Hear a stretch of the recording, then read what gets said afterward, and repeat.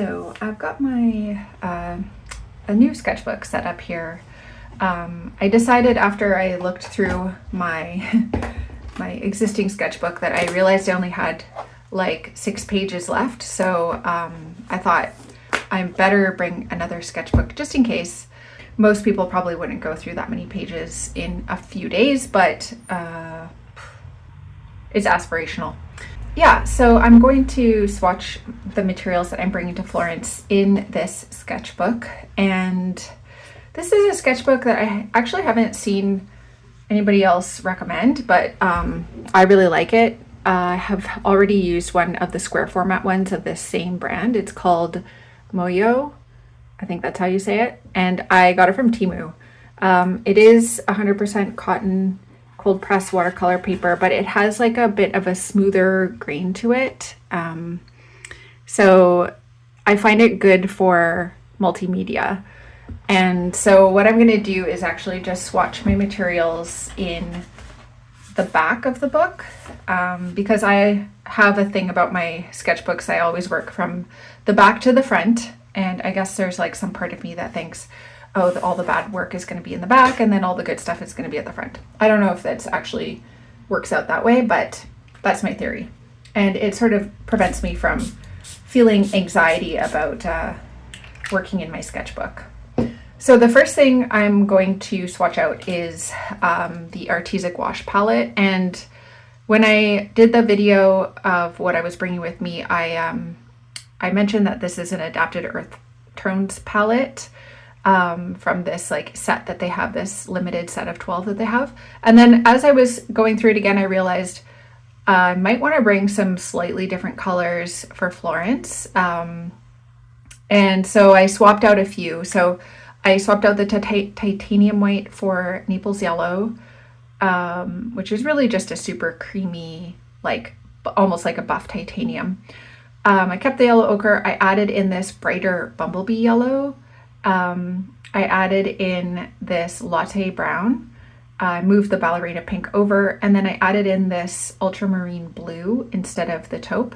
So basically the Bordeaux had been like a full pan, and I took that out, had room for 2 other pans, and swapped out the single pan, half pan of taupe for the ultramarine, and everything else is still the same. So I'm gonna go with this just because I think that having a couple like brighter colors will be helpful, and I feel like the skies are probably bluer in Florence than they are here, so I might need a bright blue. So I'm gonna swatch these out. I'm just using a cheap Princeton Snap round brush. This is just a synthetic brush from one of their cheaper sets, but it's actually a pretty good set. And it's good for when you need to like do some scrubbing. So I've sprayed my gouache to get it wet. And where should I start? I guess I'll start over here.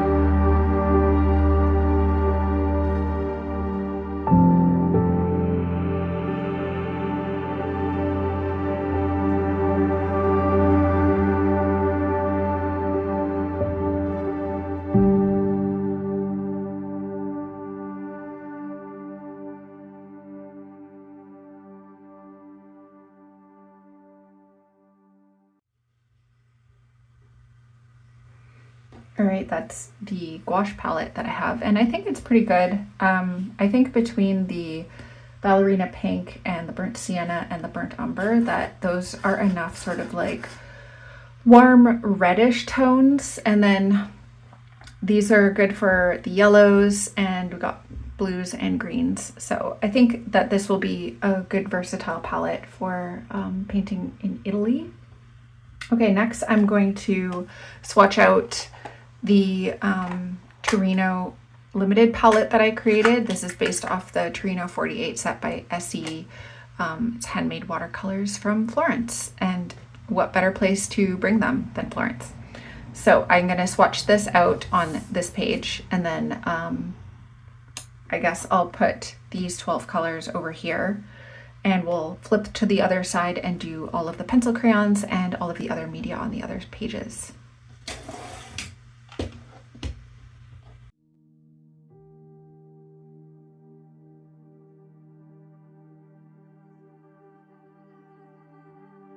This is a really light, beautiful yellow called Margarita, similar to a Naples yellow.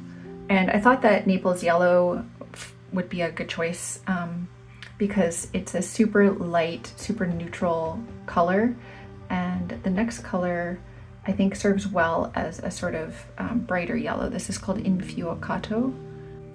And the next one, I'm not usually big on like really bright colors, but this one's called Mandarin, and I just can't get over it. It's so beautiful. I think, I don't know why, but there's like some oranges that really inspire me, and this is one of them, so I'm gonna leave it in. And the next one, it's another color that really feels inspiring to me, and that's called Arancio Ercolano.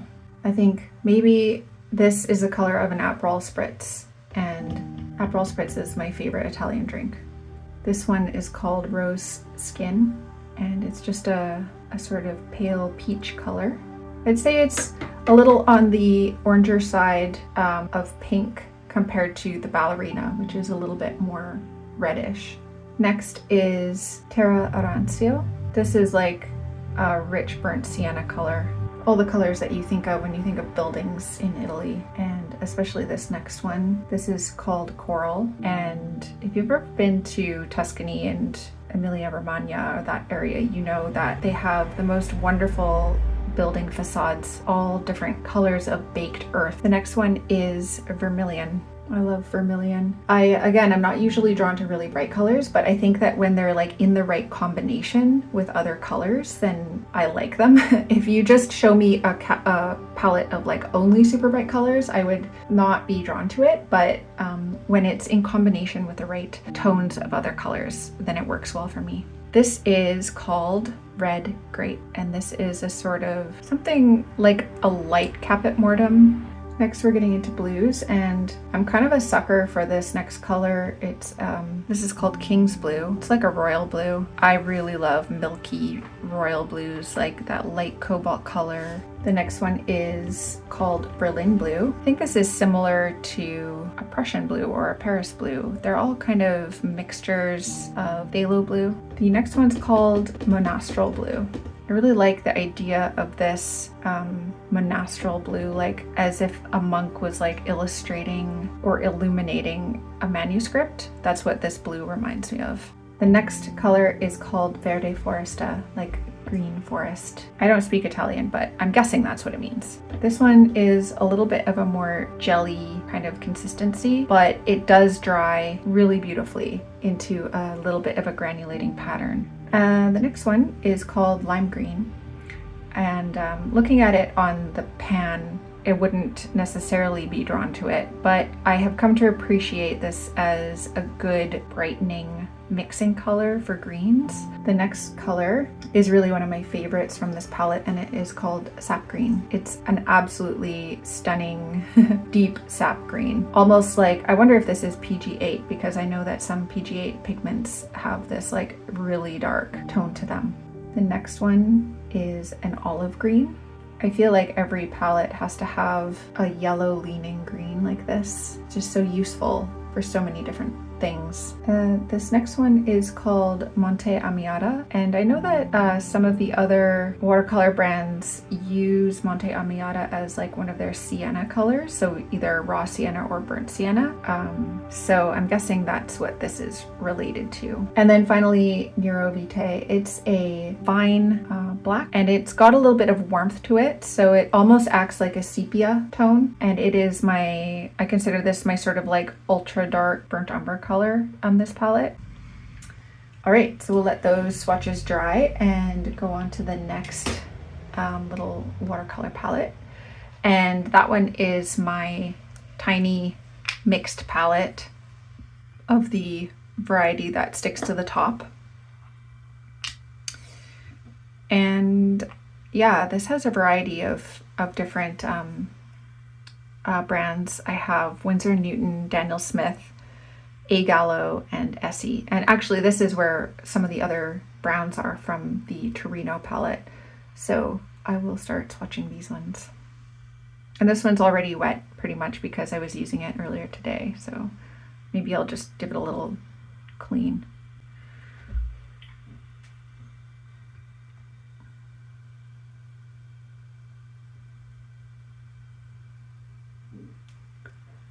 There's this these couple of revival colors from Winsor & Newton.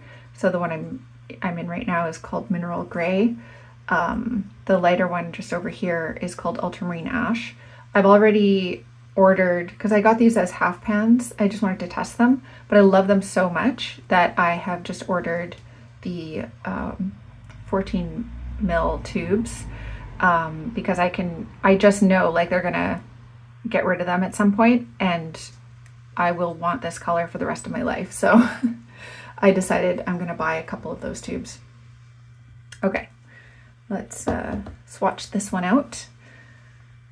So we have up first Buff Titanium by Daniel Smith. I guess I'll do it over here.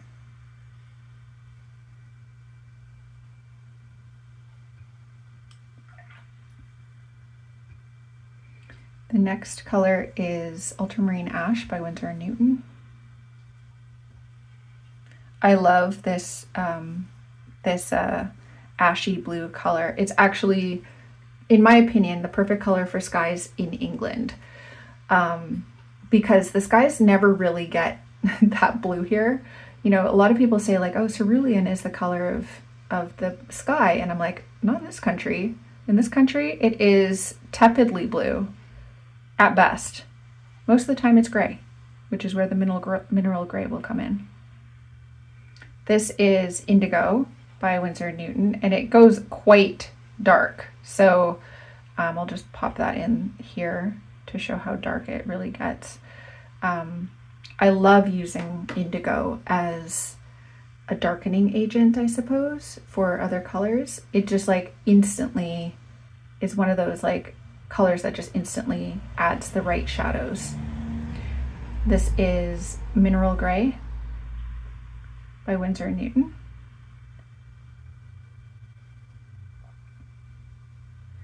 These revival colors, these two that I chose out of the 6 or 7 that they came out with, they're quite low staining, very sort of light colors, but I think that they're perfect for my landscape palette.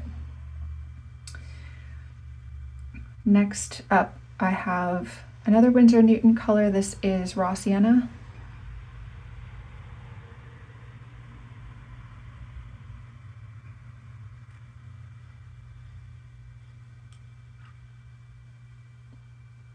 And then we have Burnt Sienna from Daniel Smith. This is one of my favorite burnt siennas out of all of the watercolors I have. The other one that I really like is kind of a surprising pick. It's from the Holbein Shingansai palette, which is sort of they call it Shingansai. I think it's like a hybrid between watercolor and gouache. It definitely feels a little bit more opaque, but it's not as opaque as like tube gouache. So I don't know, but it's really cool. And the burnt sienna from that is like amazing. Those paints are so powdery smooth. Okay, this is an A Gallo color. It's Potter's Pink. Let's get that a little bit wetter. I'm gonna have to like try to wear this one down so that it doesn't stick to the top anymore. This Potter's Pink is one of the pinker of the Potter's Pinks. I have the Winsor Newton Potter's Pink. I have I have Roman Schmalz Potter's Pink. They're more like brown leaning, I would say, or reddish brown leaning. And I really wanted something that could stand in as a decent pink. So that's why I went with A. Gallo's Potter's Pink. They also have another color called Pietra Rosa, like red stone, that I love. But I decided not to put that in this palette because I wanted a bigger contrast between this Potter's Pink and the next color, which is Winsor Newton Perylene Violet. And I think that this violet color strikes the right balance between like pink, purple, and burgundy. It's just like super versatile and useful. That's why it's in my little mini landscape palette that I bring with me everywhere. Okay, the next color is an A. Gallo color called Fig. A super bright yellowy green. And this is really an excellent base green that you can use for almost anything, because if you lighten it with water or tone it with raw sienna or burnt sienna, you can basically get the background color for any light green or light filled green. But you can also tone it with the ultramarine ash or the indigo and get like a more subdued green that's still quite vibrant. This is Winsor Newton Olive Green. I would have liked to fit one more green in this palette.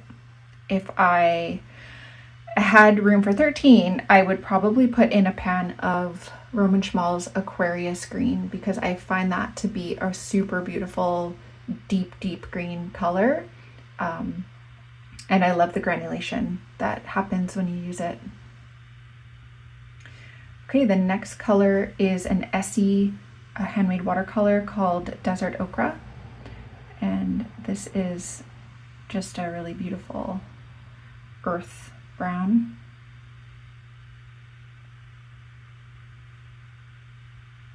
Quite opaque, but I find those sort of mid browns to be quite useful. And then the last one is called Ombra di Cipro. I don't know what it means in Italian, but I'm guessing it's something along the lines of umber of some kind. Burnt umber, maybe? I don't know what Cipro means. I think their burnt umber is called Ombra Tostata. This one is super dark and super rich. I really love it. Okay, so those are the 3 little travel palettes that I'm bringing with me. I'll put them here again so you can see them. The gouache one is on this side. That one's down there, and this is here. So I'll just wait for those to dry and I'll label them, and then we'll move on to the pencils. Okay, I'm gonna start swatching what was in my little bag here in terms of pencil crayons and pens and pencils and my Caran D'ache neocolor 2s.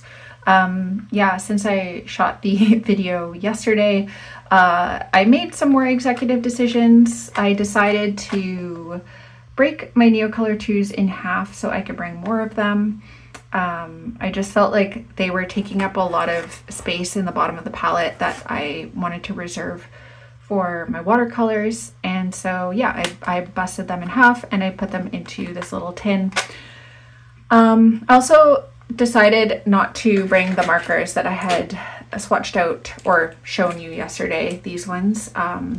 It's just not the right time for me to experiment with them. I think it's going to be too much of a distraction to have them there when they're not a media that I'm super comfortable with yet. So I decided to just focus on the stuff that I know and that I know that I will use. So let's see, we're gonna have to probably switch pages, but maybe on this page, what do I have room for? I probably have room to do my Derwent Drawing pencils. So let's do all of those.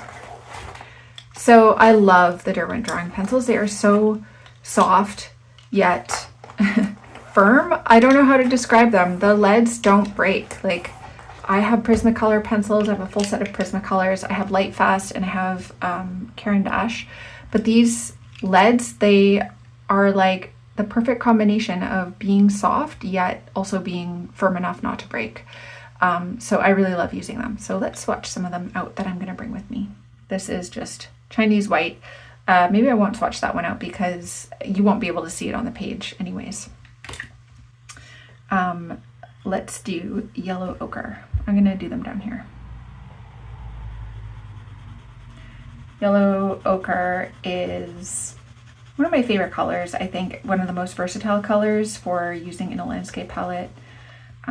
This color is a really good and like matte and opaque color to use. But this one also does go lighter. So let me get some light.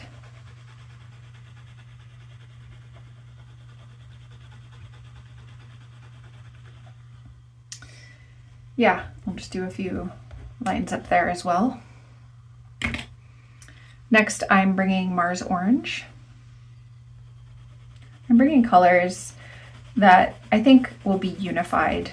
You can see a lot of similarities between these different palettes, and they're slightly different mediums or slightly different approaches within each type of watercolor, but I think that as a whole, this palette sort of is fairly consistent in the sort of tones and colors that it's bringing. So it says orange, but it's actually more of like it's closer to like a burnt sienna or even like this Terra Rancio sort of color, like a little bit paler than that. The next one is Ruby Earth, and this one is like a more of a reddish pink tone.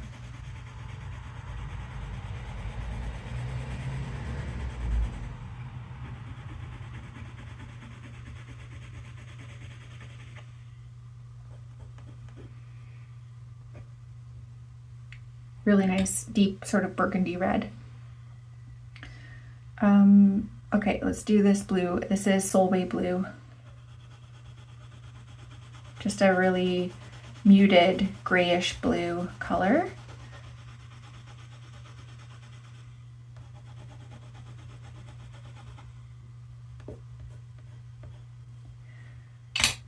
And in conjunction with that, I will do this ink blue, which is like a darker indigo color.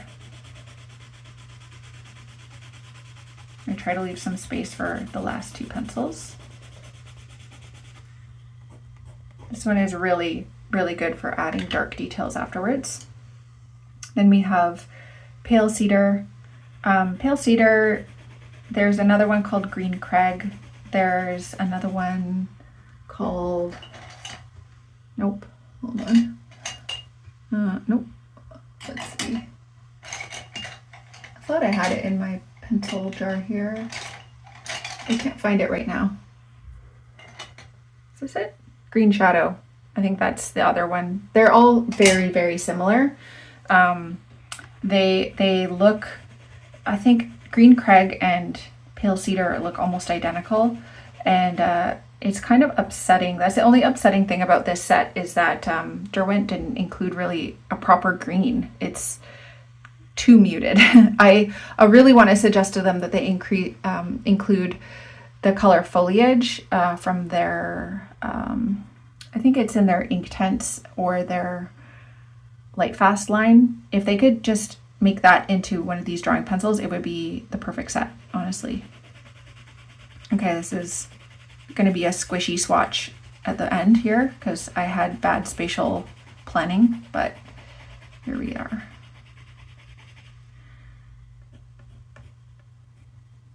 That's chocolate, And this is also just a really useful dark color. So those are all living in the front of my bag.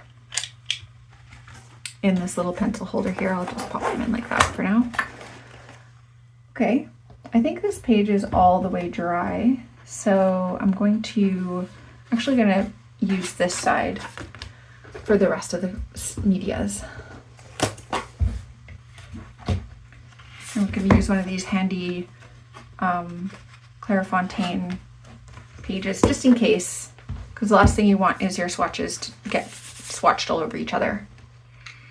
Okay, I also expanded the number of drawing pencils that color pencils that I was going to bring, because I took out all the markers and I decided, okay, I have some room for extra pencils. So most of them are Luminance pencils, but there's a couple Lightfast pencils in here, and I'm just going to try to put them into some kind of order that makes sense, hopefully.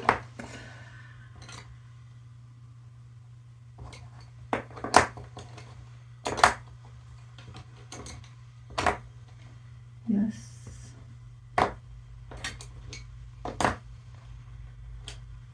Okay. I think that makes sense. How many do I have? 2, 4, 6, 8, 10, 12, 14, 16. Okay.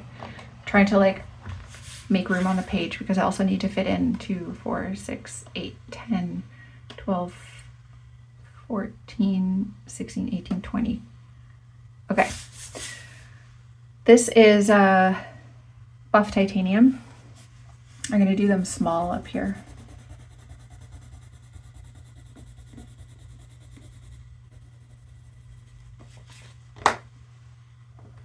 This one is raw sienna.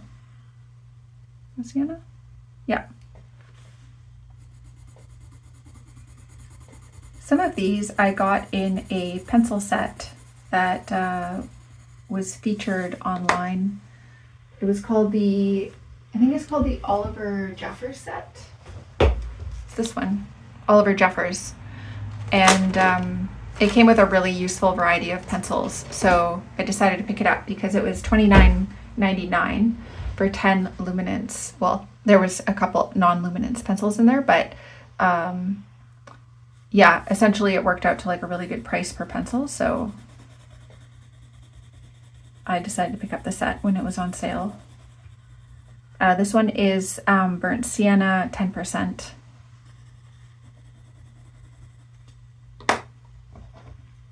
This is autumn red from Derwent Lightfast.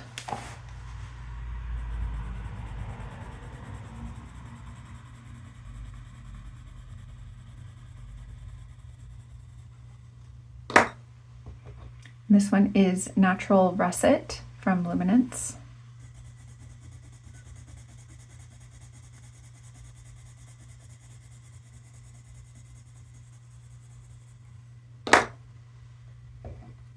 This is burnt sienna from Luminance.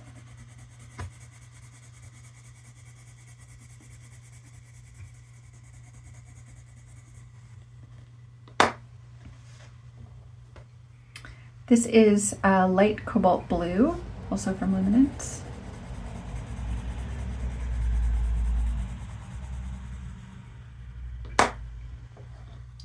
This is just genuine cobalt blue.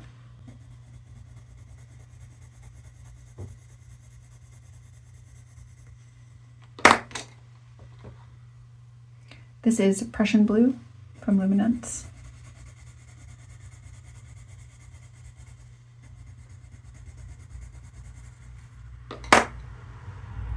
And then next we should have indigo. Is that this one? Yes, dark indigo. This could double as a black.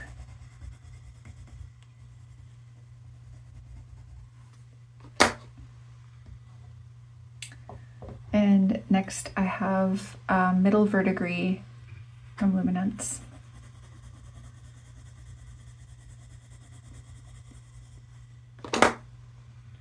Then dark sap green.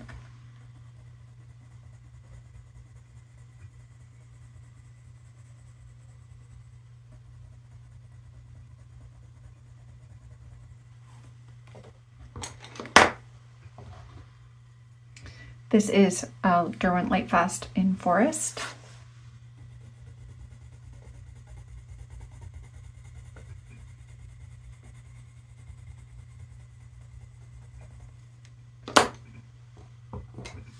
This is one of the colors, I think, also in the Derwent Drawing range. It's called Olive Earth.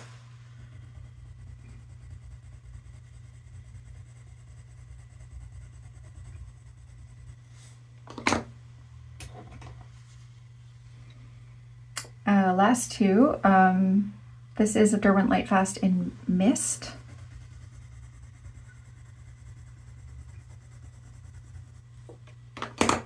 And this is Luminance in French Gray 30%. It's a beautiful, like, warm gray.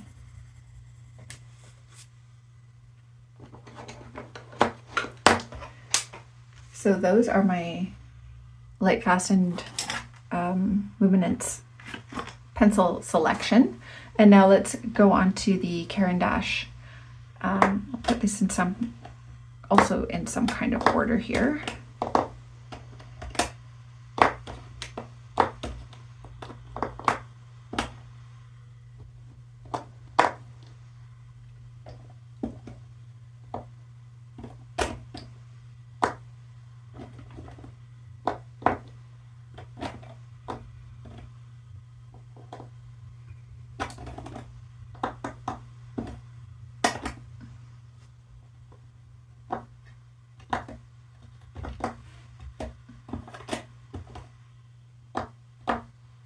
Okay, I'm going to skip the white again because you're not going to be able to see it. And we will start with, oh no, it's going to be a mystery. I think this is Sahara Yellow. How many do I have? 2, 4, 6, 8, 10, 12, 14, 16, 18, 19. Oh my God, math in my brain. Okay, let's try 6 across. So that's Sahara Yellow, and I'll activate them with water after this. Okay, maybe I'll do 5 on each row. We'll see. This is Desert Rose. This is Orangish Yellow.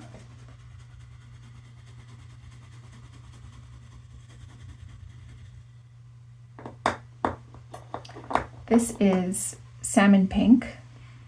Okay, we're doing 4 across apparently. Again, my spatial planning right now is not very good. This is just regular pink.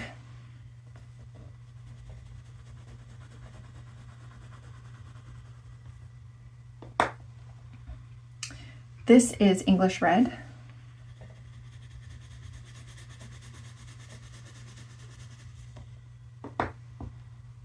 This is Burnt Sienna.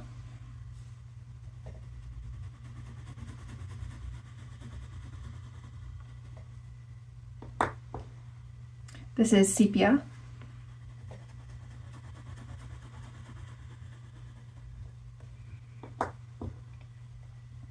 This is Prussian Blue.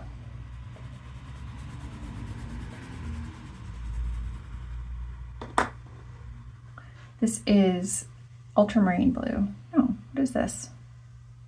This is Periwinkle, I think. I'm gonna have to take a look at the other side to see what the name is, but I think it's Periwinkle. Yes. It says ultramarine in French, but I think that's a lie. This is light cobalt blue.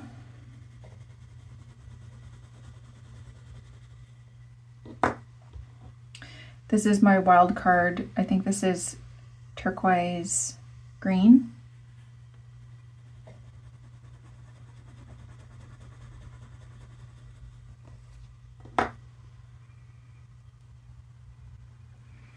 This is dark green.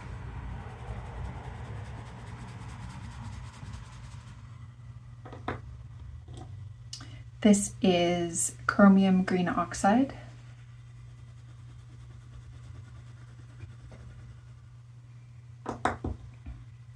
This is lime green.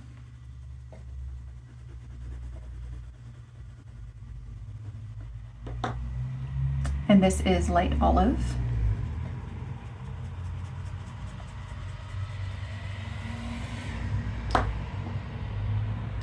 This is moss green.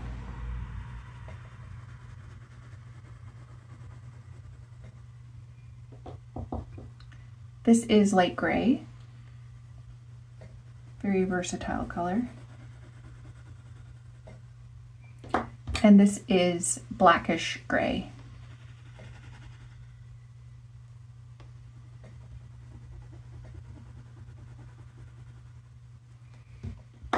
Okay, so I'll just do a quick activation with water on these.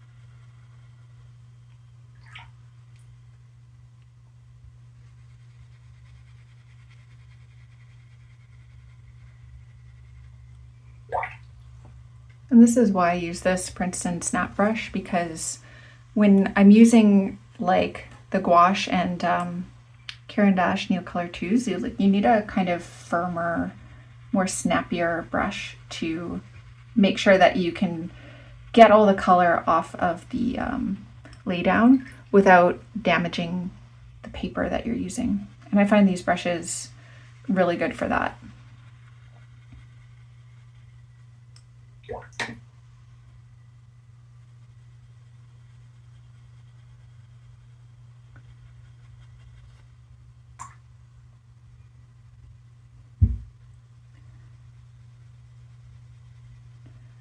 Many of these colors are taken from the Baya Rabai Warm and some from the Cool palette, not that many from the Cool palette. I really love the Cool palette, but there are like no greens in it, and that's really irritating. There's a dark green, and then there's like a bunch of sort of really turquoise jadey greens, but there's no proper green in there.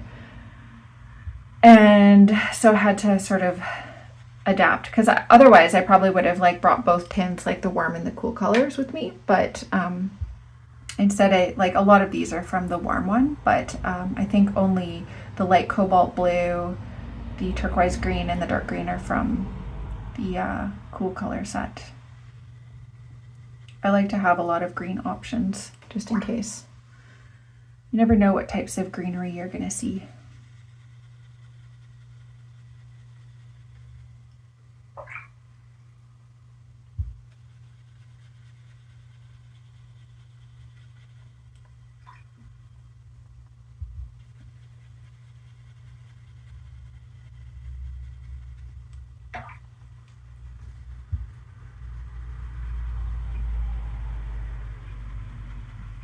I didn't leave myself a gargantuan amount of space at the bottom here, but hopefully you can still see what I'm doing and get the picture.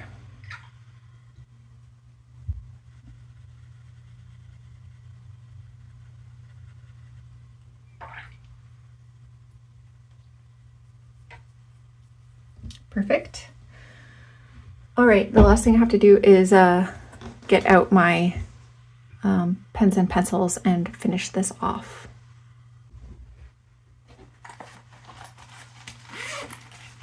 So I recently, just today, got a set of Blackwing pencils, and I decided that the pearl is the one that I'm going to bring with me. I also got this Blackwing pencil sharpener. So it's like a two-stage sharpener. There's the wood shaper and then there's the lead shaper. And I thought that would be better than the crappy pencil sharpener that I had planned to bring before. So I'm still gonna bring along this versatile Kohinoor. I'm just gonna give it a sharpen before I go. Yeah, I just used my lead pointer to do that. But not convenient to bring a lead pointer around with you, so probably best to just do that in advance. So this is that. And I don't know what lead is in here right now. It looks like it's an H. So that's a hard, which is good because you always need like one hard lead. Especially because this black wing is quite soft. This is the pearl, and yeah, it's giving a good variety of marks there. As well, I have the line maker in 0.1 and 0.3. I like a really fine point for sketching. And then something to bring a bit of line weight to what I'm doing. And these are waterproof in theory, so let's actually double check that. Make sure they have an opportunity to dry first.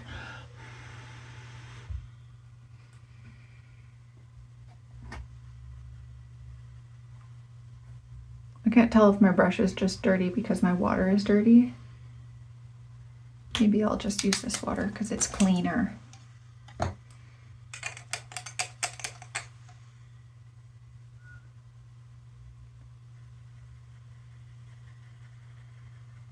There's definitely some ink pickup happening there, but the lines aren't moving. There's just a little bit of ink. I don't know what this is. Shadows? Ink shadows? Ink ghosting? Yeah. But that's it. That's my sketching kit for Italy. I'm really looking forward to it. It's going to be like between 28 and 30 degrees there. I think there might be some thunderstorms, but I don't think they're going to last very long, unlike in the UK where it is currently 14 degrees and raining. Because that is what comprises summer in the UK. Yay. All right. Thanks for joining me for this little swatching session in my new sketchbook, and I can't wait to show you all of the sketches that I do while I'm in Italy. See you again.